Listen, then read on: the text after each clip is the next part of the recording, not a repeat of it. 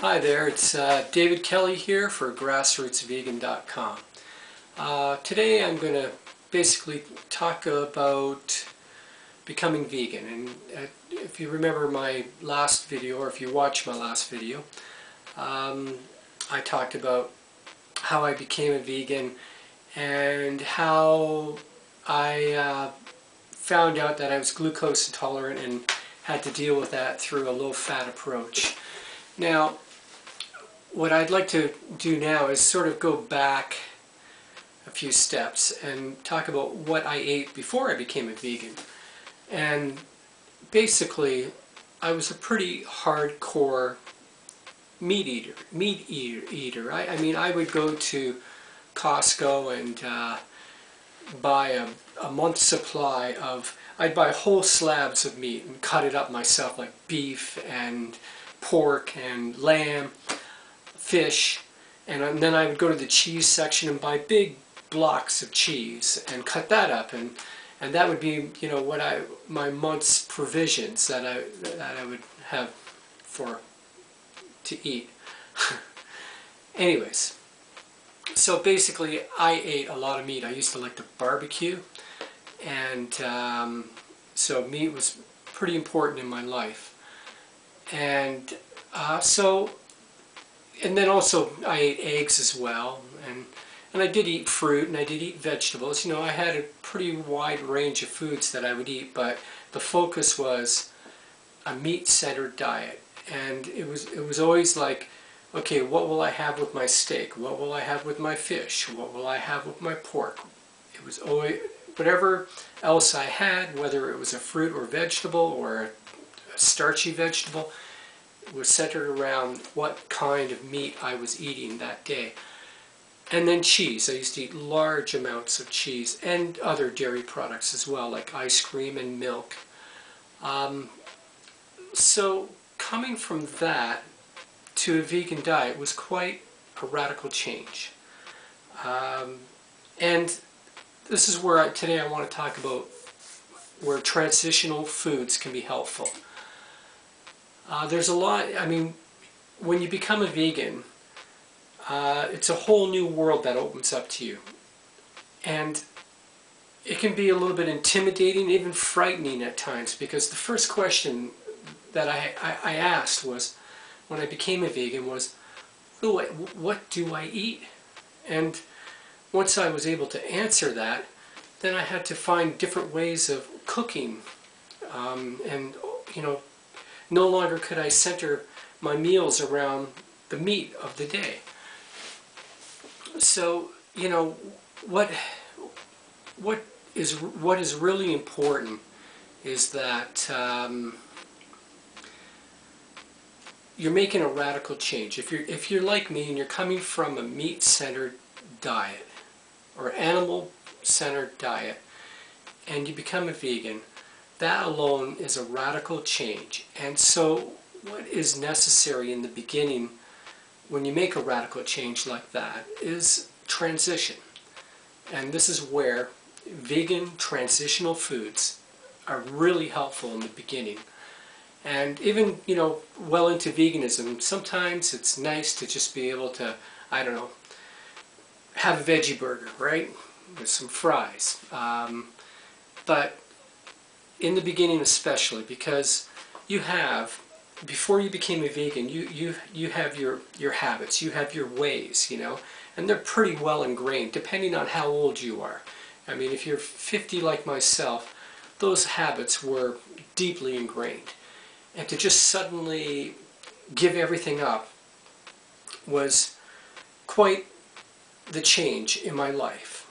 And so the transitional foods like the mock meats, the cheeses, and other vegan products like ice creams and cakes, whatever, you know, there's healthy alternatives to potato chips even. You know, they're not healthy, but they're better than the stuff that you're eating before, perhaps.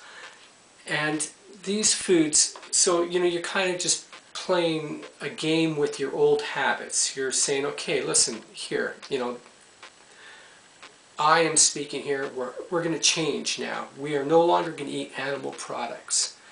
but it's not going to be that bad because there's a lot of really good foods that tasted somewhat like your animal products tasted, but they're vegan.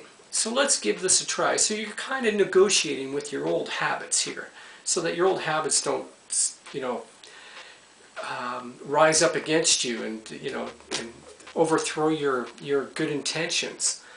I mean, you got to think of yourself as sort of like a body, and I don't know, your head is the government, right, or the ruling government, and you have all these emotions and you have all these all this conditioning going on inside of you that goes back from, you know, far to the past, and some of these habits have wonderful memories associated with them, so to give them up is extremely difficult. Or some may be associated with culture or religion, and to give those up would be extremely difficult because it also involves relationships with family members and community.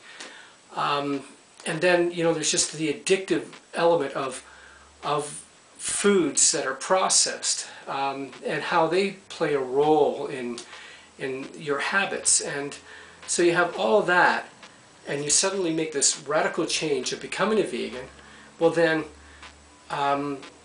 once you've made that radical change, you need to slow down now and then enjoy the transition. And that's by eating. I know there are people out there that would be opposed to what I'm saying. They say, no, you just got to completely cut yourself off and go totally super healthy vegan. And you know what? There's a place for that, and there's people that do it, and they're quite successful at it. But I'm just saying that if you're like me, coming from where I came from as a heavy meat eater, and, you know, had these ingrained habits, the transition was good. And so the veggie burger, the other meat substitutes, the vegan pizzas, all these foods were extremely helpful in getting me over a hump, you know, where I could deal with my old habits, and, you know, where I could transform my old habits into the new lifestyle, because they don't ever really go away. You have ingrained neural paths, I guess you could call them, and they don't go away, but you can transform them to your new lifestyle. You can, but it takes time, and you have to be patient. So what am I saying here? I'm saying make the radical change, become a vegan, give up all animal products, and, you know, commit yourself to the next 30 days. I'm not going to eat any more animal product, but then enjoy the transition. Go to Whole Foods, go to the Big Carrot, even go to Loblaws in the organic section. They have tons of, you know, different transitional foods that you can use to substitute what you were eating before. And that will be really helpful for you. And then while you're in this whole new vegan world, get educated. Learn about all the different ways you can eat as a vegan. You know, discover new things within the vegan world. It's a whole lifestyle, and it's a lot of fun. It can be a lot of fun, and food can be enjoyable. But again, it's really how you transition into this lifestyle that's going to determine your long-term success. So make the radical change, give up meat, become vegan, and then enjoy the transition. Go out to a vegan restaurant and order something from there. There's some really good vegan restaurants out there that can serve up some wonderful cooked foods that are comfort foods and that remind you of, you know, what you've what you gave up, and yet they're completely vegan. So go to a vegan restaurant, enjoy the transitional foods, and, you know, have fun. And then when it comes time to say, hey, now I really want to be a vegan for health reasons, I want to improve my life, then, you know, you can start saying, this is what I need to do in my diet, and you can start modifying your diet accordingly. And, you know, who knows where that will lead you. You might end up being completely raw food vegan and just eat nothing but fruits and greens and some nuts and seeds. And that's a great place to be. But for now, enjoy the transition. David Kelly here for